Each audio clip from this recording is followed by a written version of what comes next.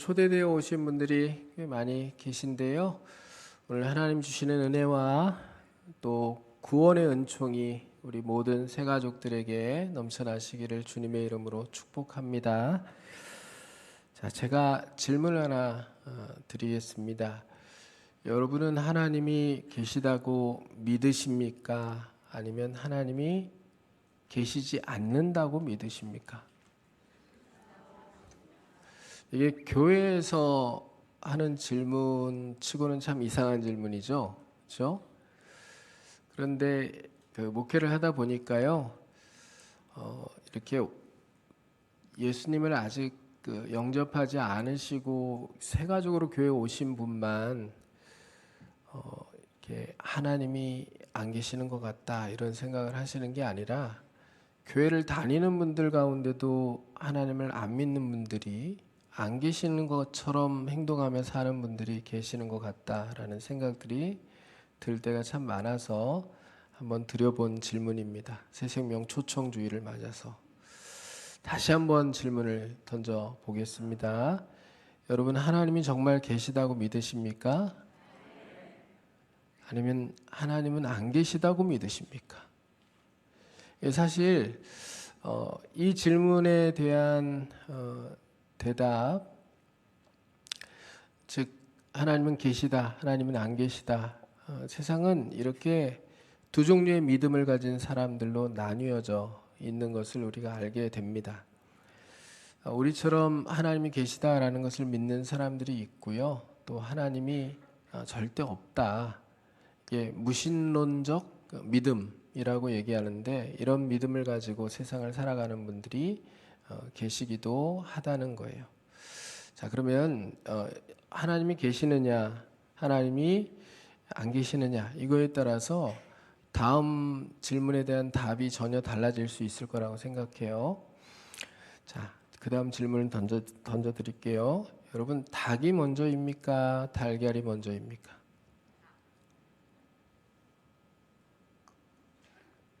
속으로 얘기하지 마시고.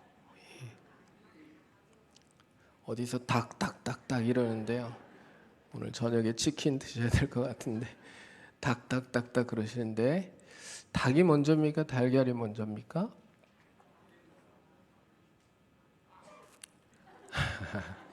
또 닭 이렇게 소리가 나왔습니다. 이게 굉장히 오래된 기원 논쟁이거든요. 사실 답이 뭡니까, 여러분? 닭. 봤습니까?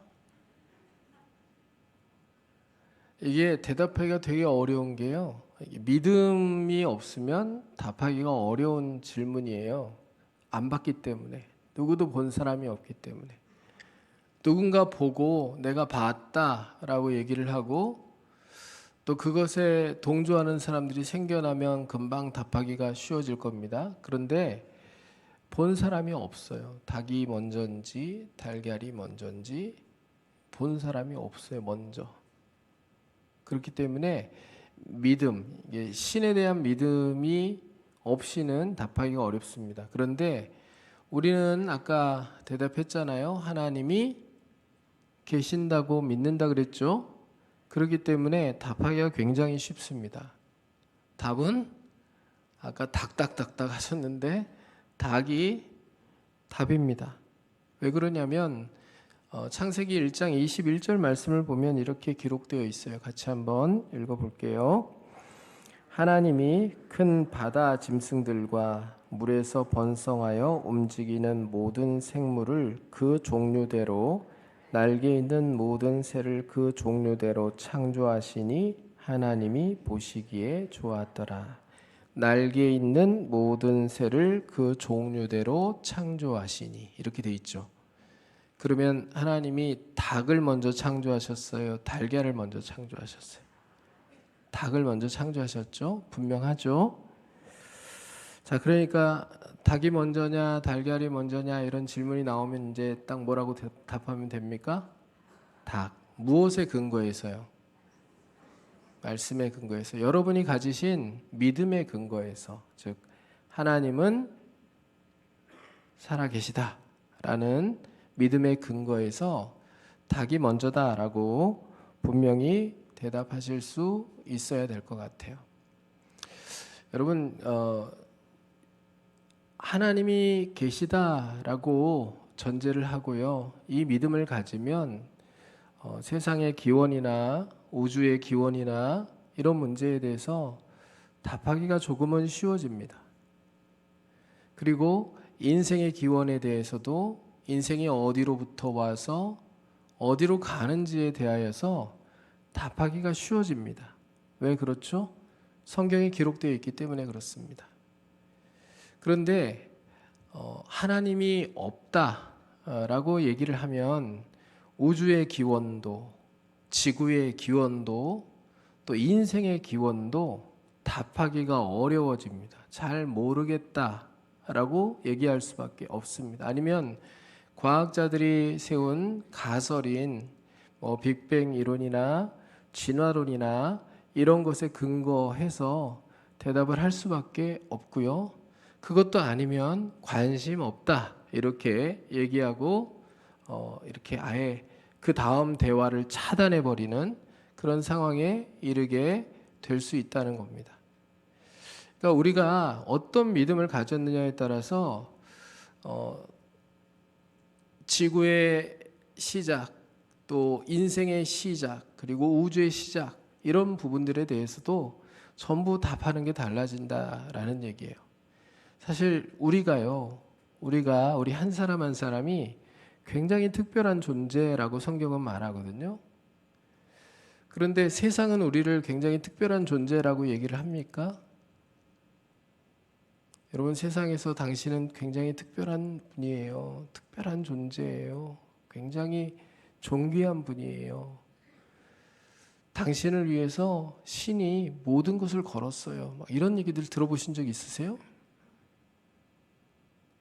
없으시죠? 근데 교회에 오면 항상 뭐라 그러죠? 당신은 특별한 분이에요. 하나님이 당신의 형상으로 당신을 창조하셨기 때문에 세상 그 누구와도 비교할 수 없고 세상 그 누구와 비교해도 결코 뒤처지지 않고 정말 존귀하고 아름답고 귀하고 또 훌륭한 분이에요. 이렇게 얘기 듣잖아요. 교회 오면. 그렇죠? 왜 우리가 존귀한 자가 되는 겁니까? 하나님의 형상으로 지음받았기 때문에. 하나님을 닮은 존재로 하나님이 우리를 정성껏 창조하셨기 때문에 우리가 귀한 존재고 빛나는 존재고 소중한 존재인 거예요. 여기 교회 오면 항상 당신은 소중한 사람, 당신은 존귀한 사람 이렇게 축복의 말들을 들을 수 있는 거죠. 그렇죠? 한번 해볼까요? 옆에 계신 분들에게 당신은 존귀한 사람입니다. 당신은 소중한 사람입니다.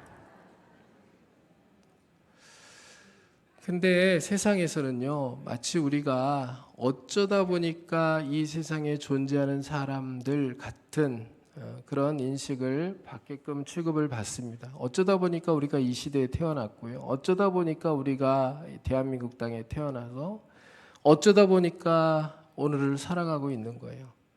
근데 어쩌다 보니까 우리가 살고 있는 겁니까? 성경은 어쩌다 보니는 없다고 얘기하거든요. 우연은 없다라고 얘기합니다. 성경은 우연은 없다. 하나님의 섭리가 있을 뿐이다라고 얘기합니다. 모든 것이 하나님의 섭리다라고 얘기하는 거예요. 진화론을 이야기하는 사람들, 또 신이 없다고 얘기하는 사람들은 세상에 대해서 설명하면서 어쩌다 보니 우연이라는 단어를 굉장히 많이 사용합니다. 근데 한번 제가 질문할게요. 여러분, 여기 이 예배당이 어쩌다 보니 여기에 생겨난 겁니까? 우연히 여기에 생겨났습니까? 여기에 지금 제 앞에 그 종이 있는데요. 이 종을 치면 소리가 꽤 크게 납니다. 주무시는 분 잠시 깨시라고. 네. 근데 이 종이 여기 있는데요. 이 종이 어쩌다 보니까 여기에 놓여 있는 겁니까? 아니면 누가 여기다 갖다 놔서 놓여 있는 겁니까? 여기다 누가 갖다 놓은 사람이 있는 걸까요? 아니면 저절로 여기에 딱 생겨난 걸까요? 여러분, 이게 어쩌다 보니 저절로 여기에 필요해서 딱 생겨났다 이렇게 얘기하면 여러분 안 믿으실 거죠. 이게 다 안 믿어지는 얘기잖아요. 그렇죠? 누가 필요해서 여기다가 사다가 갖다 놨다, 이게 더 믿어지는 얘기 아닙니까? 그렇죠? 이 세상에 보여지는 모든 것들이 어쩌다 보니까 이렇게 우연히 생겨났다라고 얘기하는 것은 이게 논리적이지도 않고 합리적이지도 않고 설득력이 있지도 않습니다. 오히려 이 세상에 보이는 모든 것들이 누군가에 의해서 꼭 필요하기 때문에 그 자리에 창조되어 만들어져서 존재한다라고 얘기하는 것이 훨씬 설득력 있고 훨씬 근거가 있고 합리적인 이야기라는 사실을 우리가 기억할 필요가 있는 거잖아요. 여러분 보세요. 지구하고 태양하고요, 거리가 떨어져 있죠? 얼마나 떨어져 있을까요? 지구과학 시간이 아니고 지구와 태양의 거리가 1억 4,959만 7,870km 떨어져 있대요. 얼마 떨어져 있다고요? 예, 대답 못 하실 줄 알았어요. 1억 4,959만 7,870km 떨어져 있대요. 예, 뒤에 것만 기억하시죠? 7,870. 근데 이게 얼만큼 떨어져 있는지 감이 안 오시죠? 빛의 속도를 이제 광년이라고 하는데, 빛의 속도로 8분 19초가 걸리는 거리에 떨어져 있대요. 태양과 지구 사이에 거리가. 그런데 이 거리가 조금만 좁혀지면 어떻게 될까요? 단 1km만 좁혀지면 어떻게 될까요? 지구의 모든 물이 다 말라버리고 지구 전체가 사막화돼서 아무것도 살 수 없는 상황이 된다고 해요. 그러면 반대로 단 1km만 멀어지면 어떻게 될까요? 물이 다 얼어버리고 지구 전체가 냉각화돼 가지고 아무도 살 수 없는 환경이 되고 만다 그래요. 그럼 어떻게 이렇게 딱 적정거리 1억 4,959만 7,870km, 1km도 안 가깝고 1km도 안 먼 이 적정거리를 유지할 수 있는 걸까요? 또 지금보다 태양이 조금만 더 크면요, 태양이 태양 주변을 도는 모든 행성들을 다 빨아들여서 모든 행성들이 다 사라져 버릴 거라고 얘기해요. 지금보다 태양이 조금만 작으면 어떻게 될까요? 이 태양의 주변을 도는 행성들을 끌어당기는 힘이 줄어들기 때문에 모든 행성들이 다 멀리 튕겨져 나가 버린다는 거죠. 자, 그럼 한번 생각해 보세요. 태양의 크기가 딱 이만큼인 거, 지구와 태양의 거리가 딱 이 정도인 거, 이거 우연입니까? 우연이라고 얘기할 수 있을까요? 어쩌다 보니라고 얘기할 수 있을까요? 아이고, 이렇게 무거워지세요 갑자기.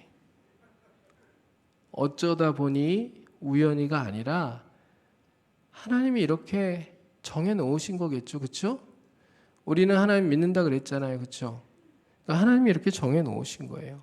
이 거리를 유지해 놓으시고 태양의 크기를 그렇게 정해 놓으신 거예요. 시편 8편 3절과 4절 말씀을 보면 이렇게 기록되어 있어요. 같이 한번 읽겠습니다. 주의 손가락으로 만드신 주의 하늘과 주께서 베풀어 두신 달과 별들을 내가 보오니 사람이 무엇이기에 주께서 그를 생각하시며 인자가 무엇이기에 주께서 그를 돌보시나이까. 이 말씀의 의미는 뭡니까? 하나님이 사람을 귀하게 여기시기 때문에 사람을 위하여서 달과 별들을 창조하시고 또 태양을 창조하시고 그리고 사람을 위하여서 하나님께서 존재하도록 만드셨다라는 것을 지금 찬양하고 있는 내용이거든요.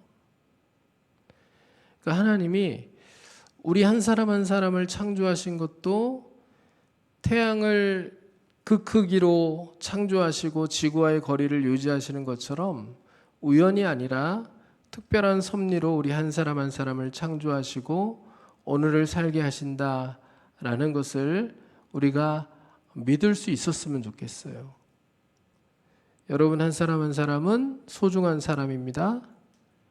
존귀한 사람입니다. 세상이 뭐라 그래도 여러분은 하나님 보시기에 너무나도 소중한 하나님의 아들이요 하나님의 딸임을 잊어버리지 않으실 수 있기를 주님의 이름으로 축복합니다. 세상은 세상의 눈으로 우리를 항상 봐요. 돈이 있느냐 없느냐, 많이 배웠느냐 배우지 않았느냐, 예쁘냐 예쁘지 않느냐, 잘생겼느냐 그렇지 않느냐, 키가 크냐 작냐 이런 것들을 가지고 그런 논리들을 가지고 우리들을 봅니다. 그리고 평가합니다. 그런데 하나님은 그런 걸 가지고 우리를 평가하시지 않습니다. 하나님은 한 사람 한 사람 다 너무 귀하게 여기십니다. 왜요? 다 하나님의 작품이기 때문에. 하나님이 정성껏 빚으셔서 창조하신 창조의 걸작품이기 때문에 하나님 우리 한 사람 한 사람을 다 소중하게 생각하신다라는 것을 꼭 기억하실 수 있기를 주님의 이름으로 축복합니다. 그러니까 아주 특별한 당신을 오늘 이 자리에 초대해서 지금 함께 예배를 드리자고 한 거예요. 우리 성도들도 특별한 당신들이고 또 우리 성도들이 모시고 오신 우리 새가족 여러분들도 아주 특별한 당신들인 거예요. 소중하고 귀한 분들입니다.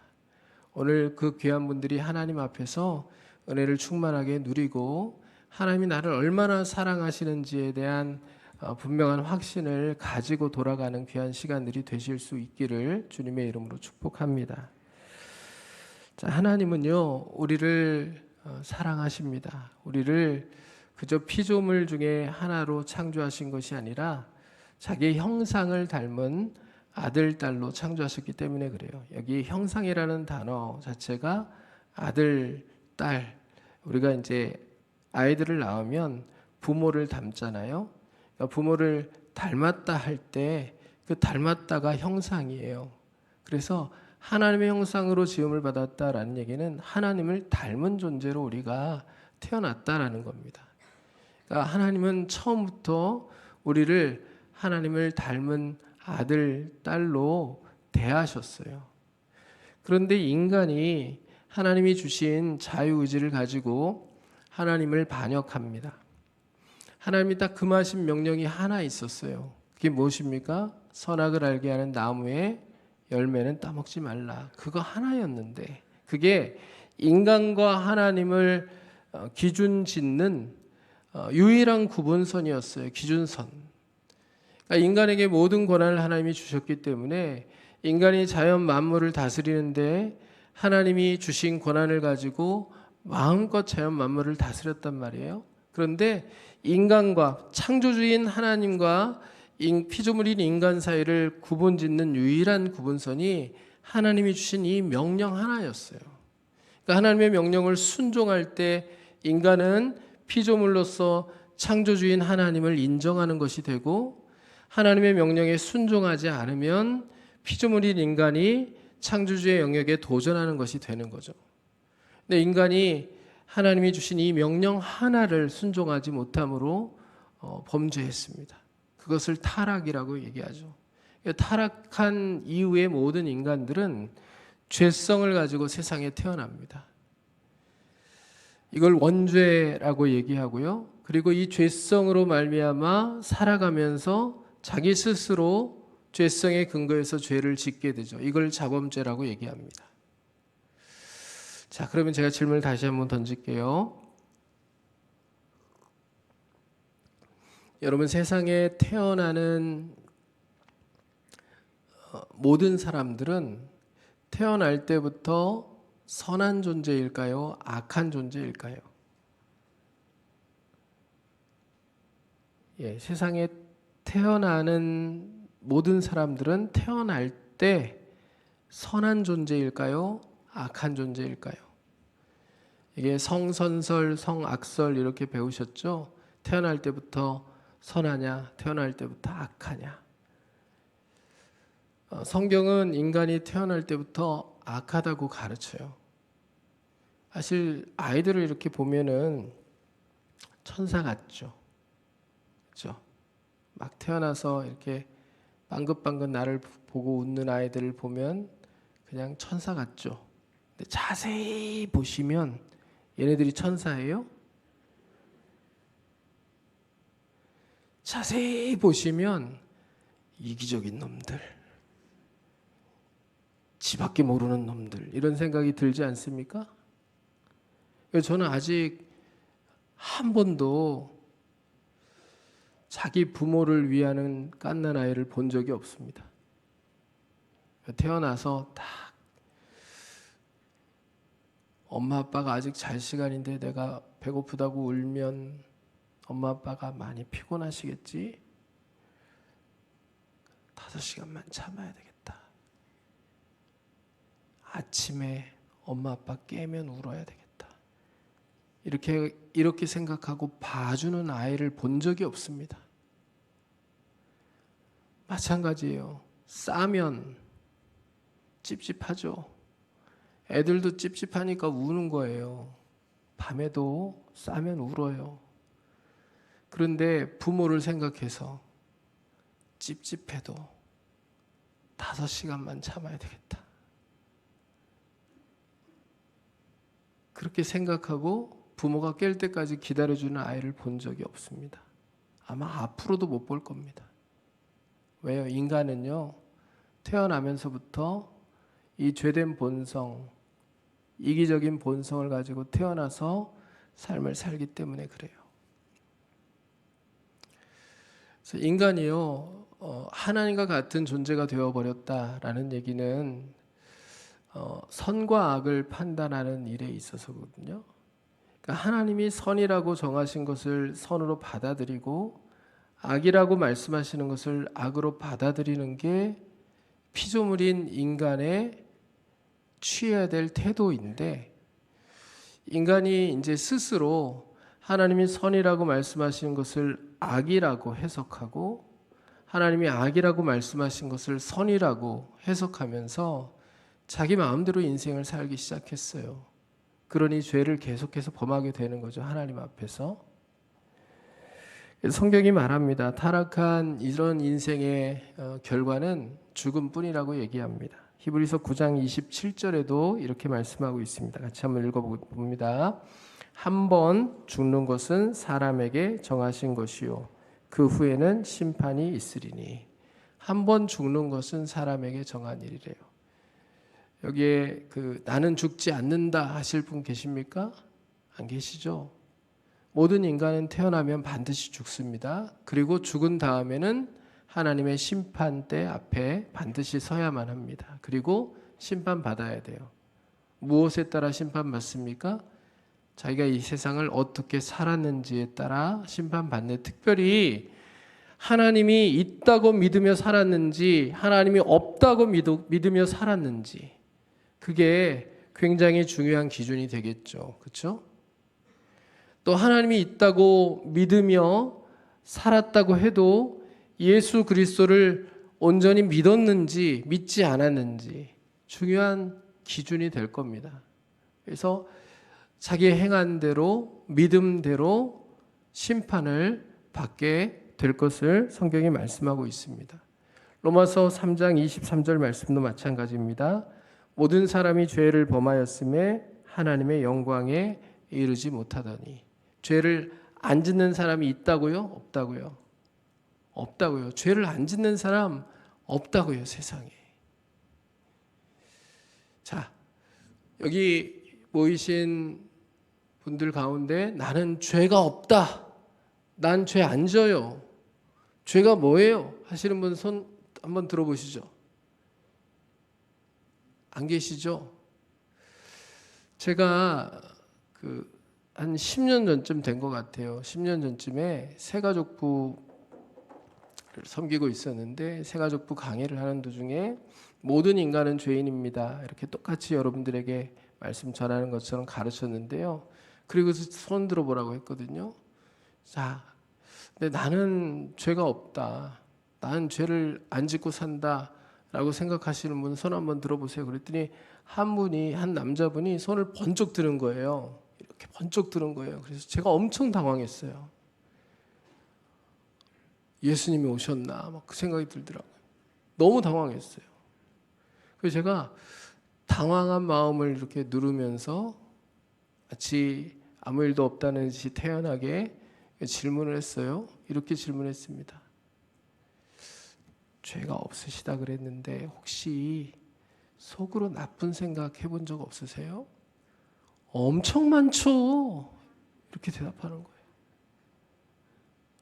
제가 그 다음 다행이다 싶어가지고 그 다음 질문 또 던졌어요. 용기를 내서. 거짓말은 해본 적 없으세요? 아예 거짓말 오늘 아침에도 하고 왔는데요. 그래서 진짜 다행이다 이 생각. 그런데 왜 죄가 없다고 말씀하셨어요? 저는 죄 안 지어요 이렇게 말씀하셨어요. 그랬더니 이분이 이렇게 얘기하는 거예요. 저 사람 안 죽였어요. 저 간음 안 했는데요. 저 사람 안 팼어요. 이런 얘기를 하는 거예요. 그분의 기준에서는 죄가 없다고 얘기할 수 있겠다. 그렇죠? 그러면 여기에 앉아 계신 분들도 죄가 없는 분들이 꽤 많이 있으실 수 있겠다. 그런데 주님의 기준을 따져야죠. 그렇죠? 주님 우리가 속으로 누군가를 미워하는 거, 용서하지 못하고 지속적인 미움을 계속 품고 분노하며 살아가는 거, 이것도 죄라고 말씀하시죠. 살인하는 거라고 말씀하시죠. 여자를 보거나 남자를 보거나 마음속에 음욕을 품는 것도 그것도 죄라고 말씀하시죠. 죄가 없기가 너무 힘들어요. 근데 이 죄가요 죄유무가 중요하죠, 그렇죠? 죄유무가 중요하죠. 뭐보다 중요해요? 많고 적음보다 죄유무가 중요하고. 자, 기억하셔야 돼요. 죄의 많고 적음보다 죄의 유무가 더 중요해요. 죄가 있고 없고. 그러니까 이 죄의 문제를 해결하지 못하면 누구든지 그 다음에 하나님의 심판을 면하지 못하는 거예요. 죄가 있으면 하나님의 심판을 겪는 거예요. 그러니까 죄가 없어야 되잖아요. 그러니까 내가 심판을 받지 않으려면 내 죄를 없애야 되는데 내 힘과 내 능력으로 죄를 없앨 수 있어요, 없어요? 내가 죄성을 가지고 살아가는데 어떻게 매일같이 죄를 지을 뿐이지 어떻게 이 죄를 없앨 수 있습니까? 내 죄를 내 스스로. 죄를 안 짓기도 힘든데. 그렇죠? 그러니까 이 죄의 유무가 중요하다. 죄가 많고 적음보다 죄의 유무가 있고 없고가 중요하다. 우리 주님께는 용서하지 못할 죄가 없으니까 우리가 주님께 어떤 죄를 용서를 구하든지 간에 그 죄를 용서해 주시고 죄 없다 하실 거예요. 그러니까 주님 앞에 죄를 구하고 주님의 죄사함의 능력을 믿고 용서를 받으면 죄가 없어지니까 괜찮은데 주님이 아니면 죄를 씻을 방법이 나한테는 없다고요. 내가 아무리 노력해도 죄를 씻을 수가 없다고요. 그래서 세상의 모든 종교에는 구원이 없다고 이야기를 하는 겁니다. 여러분, 세상의 모든 종교, 기독교를 제외한 모든 종교는 행위 구원의 종교입니다. 얘기는 무슨 얘기냐면 무엇인가를 죽도록 열심히 해야지 구원받는 종교라는 얘기예요. 불교도 해탈의 경지까지 가려면 고행을 해야 됩니다. 죽도록 열심히 해야지 해탈할 수 있는 거 아닙니까? 이슬람교도 유대교도 마찬가지입니다. 율법을 준수해야, 그래야 구원에 이를 수 있다고 이야기를 하기 때문에 어떻게 율법을 다 지킬 수 있습니까? 여러분, 율법이 613가지로 되어 있습니다. 613개의 율법을 외우지도 못하잖아요. 그렇죠? 근데 어떻게 다 지켜 행합니까? 이것을 10개로 요약해 놓은 것이 10계명이에요. 앞에 4가지의 계명은 하나님과 관계된 거, 5번째부터는 사람과 관계된 건데, 안식일을 기억하여 거룩히 지키라. 그 다음부터 나오는 내 부모를 공경하라. 그 다음에 살인하지 말라, 간음하지 말라, 도둑질하지 말라, 그리고 거짓말하지 말라, 내 이웃에 대하여 거짓 증언하지 말라, 내 이웃의 것을 탐내지 말라. 다 이 10계명의 내용들도 우리가 다 지키며 행하기가 쉽지가 않은데, 이걸 또 2가지로 요약해 놓은 게 하나님 사랑과 이웃 사랑 2가지거든요. 근데 한번 보세요. 하나님 사랑과 이웃 사랑을 우리가 온전히 실천하며 삶을 살아갑니까? 여러분, 하나님을 온전히 사랑하십니까? 하나님 앞에 약속한 것은 내게 해로울지라도 지킵니까? 또 하나님이 사랑하시는 이웃들은 또 내가 온전한 마음을 다하여 사랑하며 살아갑니까? 쉽지 않잖아요. 그러니까 우리가 행위로 구원을 받는다고 생각하면요, 구원 못 받아요. 답이 없어요. 근데 오직 기독교만 은혜로 구원을 받을 수 있다라고 우리에게 얘기하는 거예요. 오늘 읽은 우리 본문의 말씀이죠. 같이 한번 읽어보겠습니다. 하나님의 사랑이 우리에게 이렇게 나타난 바 되었으니 하나님이 자기의 독생자를 세상에 보내심은 그로 말미암아 우리를 살리려 하심이라. 사랑은 여기 있으니 우리가 하나님을 사랑한 것이 아니요 하나님이 우리를 사랑하사 우리 죄를 속하기 위하여 화목제물로 그 아들을 보내셨음이라. 아멘. 여기 그 화목제물이라고 되어 있는 부분에다가요, 여러분 이렇게 밑줄을 치시고 그 밑에다가 속죄제물이라고 쓰시면 좋을 것 같아요. 사실 여기에 쓰인 헬라어의 단어가 힐리스모스라고 하는 단어인데 이게 속죄제물을 의미하는 단어거든요. 그리고 속죄제물이 의미상 맞아요. 예수님이 우리를 위해서 대속의 죽음을 죽으신 거잖아요. 그러니까 우리가 죄를 지었어요. 이 죄가 씻겨지지 않으면 우리가 구원을 받지 못하는데, 하나님이 이 죄를 씻어내기 위해서 예수님을 우리 대신 대속의 죽음을 죽도록 하신 거예요. 그래서 예수님이 대속제물이 되셔서 우리 대신 죽으시고, 예수님의 죽으심을 믿는 모든 하나님의 사람들이 예수님의 이 대속의 죽음을 믿는 믿음을 통하여 모든 죄를 씻음 받는 그런 구조로 하나님께서 구원의 역사를 이루신 거란 말이에요. 그러니까 우리는 한 게 있어요, 없어요? 우리는 한 게 없어요. 예수님이 우리를 위하여 대신 죽으신 거예요. 우리는 무엇을 하기만 하면 돼요? 예수님이 내 죄를 위하여 대신 죽으셨다는 것을 믿기만 하면 구원을 받는 거예요. 그러니까 이 구원은 믿음으로 말미암아 얻는 구원이고 오직 하나님의 은혜로 우리에게 주어지는 선물인 거예요. 쉬워요, 어려워요? 우리가 먼저 하나님을 사랑했어요? 아니에요. 하나님이 우리를 먼저 사랑하셨다고 성경이 말하잖아요. 우리는 아직 죄인이에요. 우리가 우리의 구원을 위해서 그 무엇도 할 수가 없어요. 그런데 하나님이 우리를 먼저 사랑하셔서 자기 아들을 우리를 위하여 대속제물로 주셨다는 거예요. 이렇게 구원받는 게 어려운 게 아니에요. 기독교의 은혜 구원은 어렵지가 않아요. 예수님이 나를 위하여 십자가에 피 흘려 죽으셨다. 이 웬 은혜인가? 얼마나 큰 은혜인가? 누가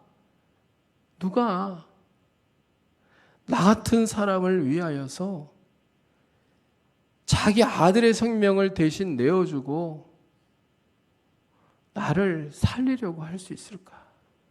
이 생각을 하면요, 오히려 안 믿는 선택을 하는 게 이상한 일이 되어버리고 말거든요. 여러분, 만일에 정말 하나님이 계시다는 것을 분명히 알았어요. 그리고 하나님이 구원을 하시는데, 우리를 구원해 주시는데,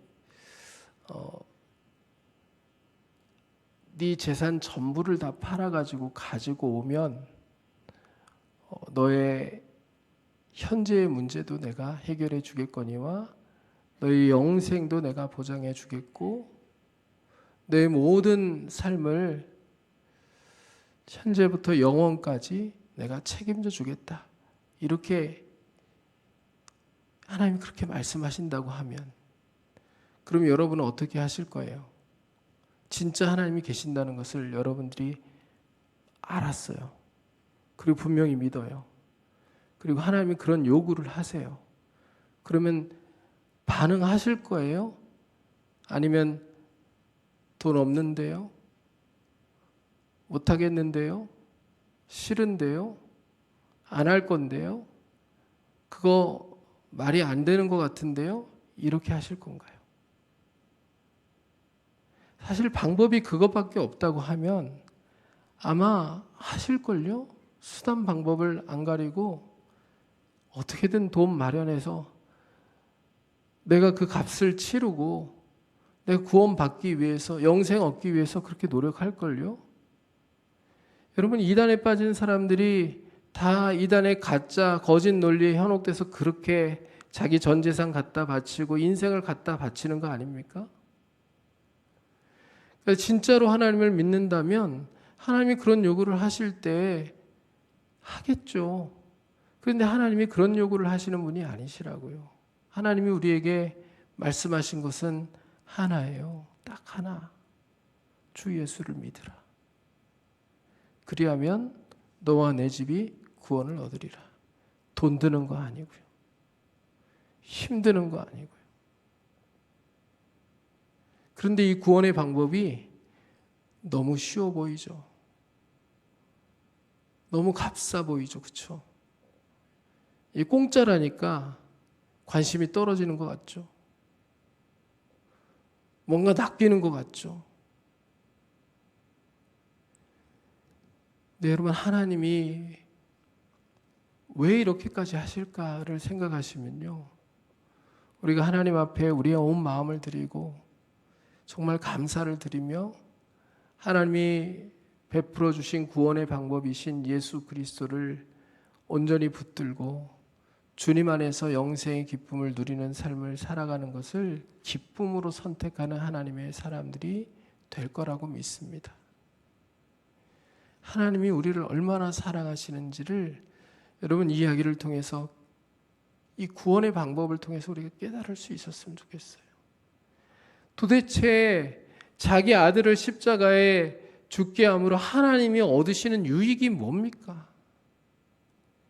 여러분, 장사를 하는 데 있어서는 손해 안 보는 게 제일 중요한 법 아닙니까? 손해 보지 않아야 되잖아요. 그러니까 하나님이 예수 그리스도를 우리를 위하여 내어주시면서 하나님이 얻으시는 유익이 뭐가 있어요? 아무리 생각해봐도 하나님이 얻는 유익이 없거든요. 근데 이런 계산법이 아니라요, 그냥 하나님이 우리를 사랑하시기 때문에, 하나님이 우리를 아들, 딸로 생각하시기 때문에 그 아들, 딸이 죽어가는 것을 견딜 수가 없어서 자기 진짜 아들을 십자가에 내어주시고 그 생명으로 말미암아 우리를 구원하신다. 이렇게 생각하면 이해가 되잖아요. 그렇죠? 우리도 누구와 버금가는 예수 그리스도 그 독생 성자와 버금가는 소중한 존재, 소중한 아들, 딸로 하나님이 여기시기에 나를 위하여 자기 아들을 십자가에 기꺼이 내어주실 수 있었다라고 믿으면 여러분 이건 되게 단순해지잖아요. 그렇죠? 하나님 이만큼 나를 사랑하시는구나. 여러분 그 사랑을 마음에 깊이 새기고요. 하나님이 나를 사랑하심이 정말 신묘막측하구나 라는 생각들을 가지고 그 하나님의 사랑을 의지하며 그 하나님의 사랑을 힘입어서 이 힘들고 어려운 세상을 이기며 살아가는 우리 대성교회 모든 성도님들이 되실 수 있기를 주님의 이름으로 축원합니다. 또 오늘 새생명 초청주일로 초대되어 오신 새가족 여러분, 교회를 다니시다가 잠깐 쉬다 오신 분들도 계실 테고요. 또 하나님 믿지만 잠깐 방황하다가 오신 분도 계실 테고요.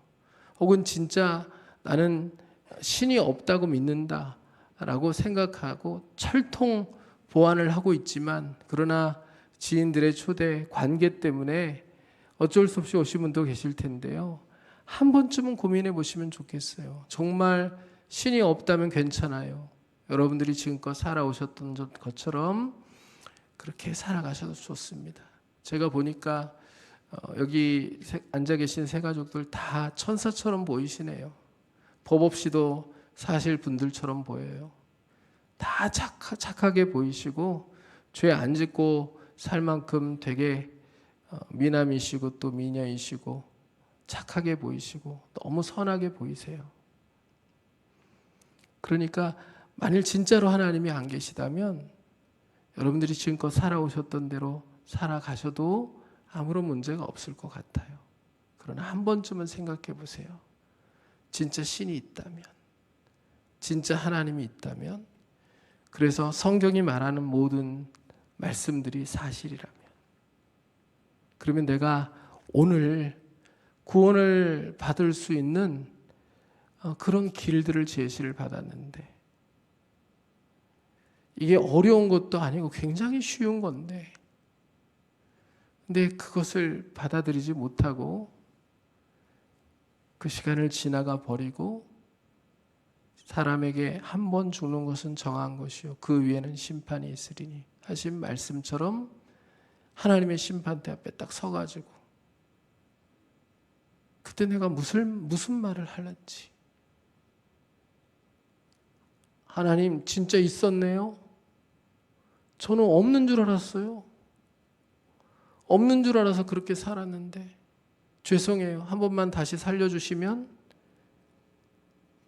그러면 이제는 잘 믿고 그렇게 올게요. 이미 늦은 거예요. 사람에게는 딱 한 번 사는 인생이거든요. 그러니까 한 번만 고민해 보세요.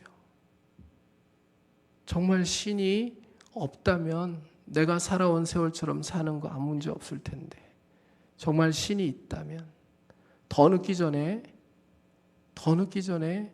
내가 이 생과 내 생의 구원을 얻는 그 복된 일들에 동참하며 살아가는 것이 지혜로운 선택 아닌가라는 것을 여러분 한 번쯤 고민하며, 이왕이면 오늘 새생명 초청주일에 초대되어 오셨는데 믿어지지 않는다면 몇 주라도 더 오셔서 계속 말씀을 듣는 가운데 하나님이 누구신지 알아가시는 은혜가 있기를 주님의 이름으로 축복합니다. 또 예수 그리스도가 얼마나 좋은 분이신지를 깨달아 알아가시는 은혜가 우리 모든 새가족들에게 있으시기를 주님의 이름으로 축원합니다. 자, 이 마음 가지고요, 우리 함께 축복하며 찬양했으면 좋겠습니다. 당신